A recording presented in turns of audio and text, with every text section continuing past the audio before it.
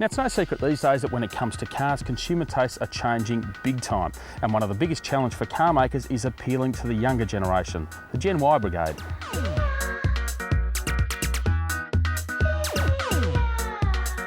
And one of the best ways to do that is with unique styling, like the odd-looking Nissan Cube. It's a quirky small car that could even be coming to Australia.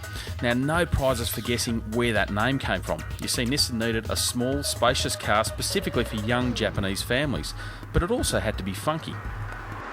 Now underneath, it's loosely based on the tiny Nissan Micra platform, but inside you'd barely know it. There's piles of room here, more than many mid-sized cars. Underneath, it's only got a 1.5 litre engine, 80 kilowatts, but it's also got a CVT automatic transmission. Beauty here on the tree, fantastic. But the CVT helps make the most out of that small engine. So in terms of performance, it's not too bad. And it's also really economical, important for the Japanese, and these days, very important for Aussies as well.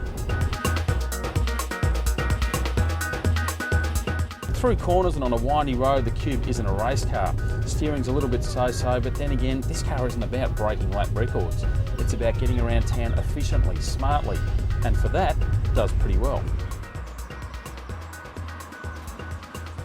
It's also relatively comfortable. You've got big bench seats, which again, may not do the best for keeping you located when you're fanging through corners, but they're comfortable. You've got plenty of headroom, plenty of space, 5 people, no problems. And this car I'm in, it's actually the Cube Cubic, 3 rows of seats, although really, you've got to be an amputee to get in that back row.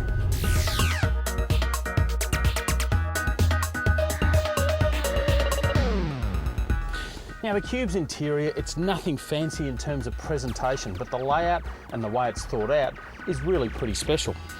Things like this, natty little understorage areas, armrests even for people in the back. It's all pretty cool, plenty of space, although as I said before, I don't think I'll be spending too much time in the back there. It's got about that much leg room.